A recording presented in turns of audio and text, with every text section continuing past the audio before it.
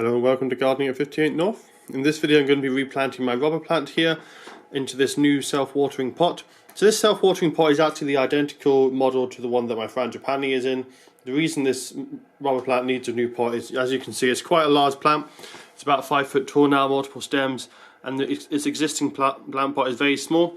So it's going to get a major upgrade with this one. As it's such a big pot, I wanted to get a nice one, and I've had this one before and it self-waters quite nicely. So I've gone for a self-watering pot. It's a lot less maintenance, and as this plant gets larger it's going to be drinking a lot more water. So just reducing my watering requirements will make it a lot easier to look after, especially if there's any warm weather in the summer coming up.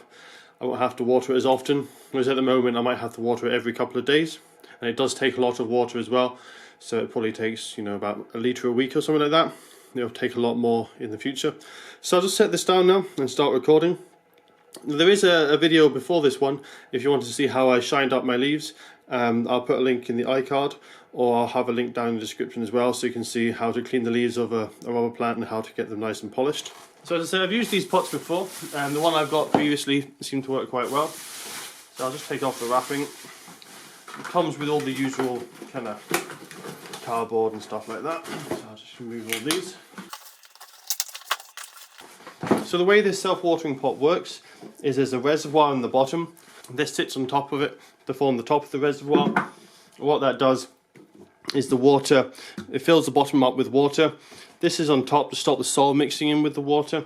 And there's a special system of holes and slits in here to allow water to pass up through the soil at a controlled rate, so it's not too fast, because if the water was to come up too quickly it would cause the compost to be too wet and too saturated and you could have rotting problems. But if it was made so it wasn't coming up enough, it could be too dry. So this system kind of deals with that. It's a good self-regulating system. You just pour water in when the little meter on it shows that it's low.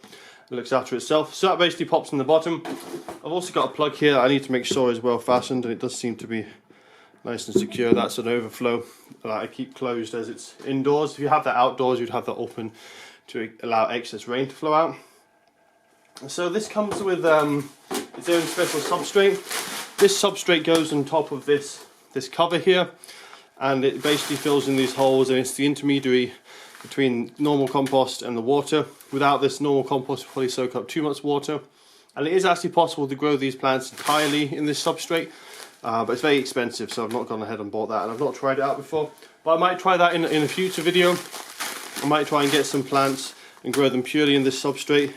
The advantage of this is it's purely inorganic, so it doesn't decompose. So once the plants are in there, they should be fine for years and years. You might have to do a root pruning, but generally the substrate lasts for years and years. So I might try that in the future, but as I say, this is just as a buffer at the moment between the reservoir and the compost.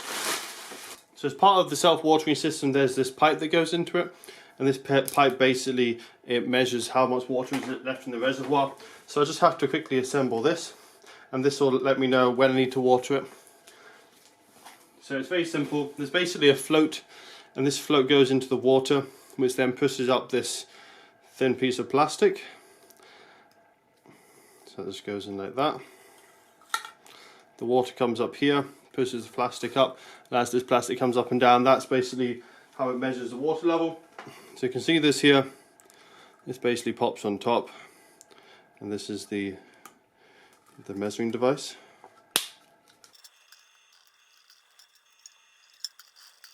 So you can see that there, it's at the minimum level. I haven't got water to push it up, but if I tip it on its side, you should be able to see what I mean. Well, this red piece of plastic comes up, and that basically says how much water is in the system. So that just sits in the bottom. That lets me know when I need to water it again. All I need to do is clip this in underneath, put this inside the pot, that will hold itself in. Now I just need to pop the tube in, that will measure the water level, and then place a cover on it as well. That's all for setting that up. It's very simple. It's not very secure at the moment because there's no soil in it. As you can see, it's quite wobbly, but once the soil's in, that's not going to be an issue. So I'm just going to put in the other substrate now, which is, say, is a buffer between the normal compost and the reservoir at the bottom. So that's now a nice layer in the bottom. That's just going to protect the reservoir system from getting any interaction with the compost and stop it from sucking up too much moisture. So what I need to do now is just put in a bit of compost to bring up the level high enough for putting in my plant. So the compost I'm using is my own mix. I'll just put a bit in now so you can have a look at what it looks like. So the compost I'm using is a real mixture of different ingredients. It's mainly multi-purpose compost, which is a mix. With the compost that I've got here is a mixture of peat-based and coir-based. So that's going to hold a lot of moisture, a lot of nutrients, and help to suck up the water from the reservoir as well. But as well as that, I've added a lot of perlite, which is the white materials. That's just going to make sure it's nice and loose, nice and airy, good drainage, because the rubber plant does like quite free draining soil. And I've also put in quite a lot of orchid compost. That's the this kind of clay, expanded clay particles, and also the bark particles. And pieces of bark will also help expand the compost and make sure it's free draining. It should make it last a bit longer, stops compaction, and it should decompose a little bit slower as well.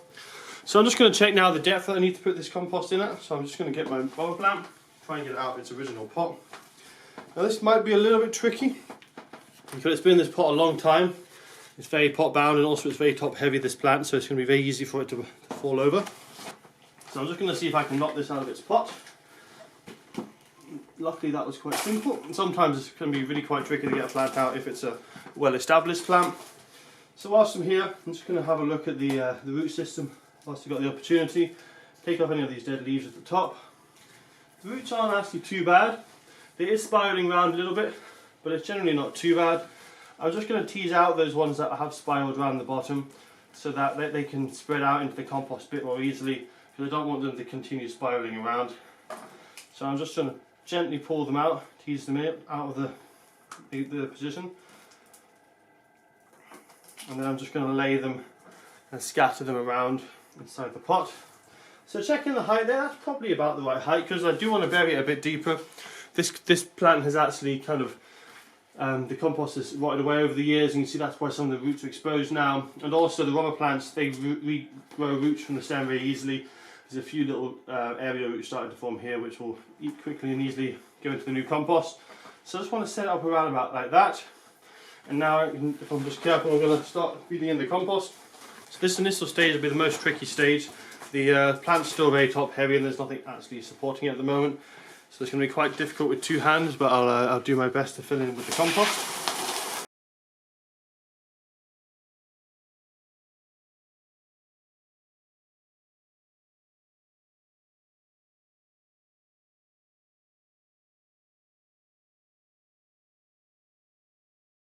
So I'm just gently firming it in a little bit, because it is quite a large tree and it's very top heavy. It'll be very easy for this to fall over. So I'm just going to firm it down gently. Normally I wouldn't firm down compost too much for house plants, because it gets compacted quite easily. But with all the material in here to stop it from getting compacted, that shouldn't be a big issue. And with it being such a big plant, it does need some stability, otherwise it'll just fall over by itself.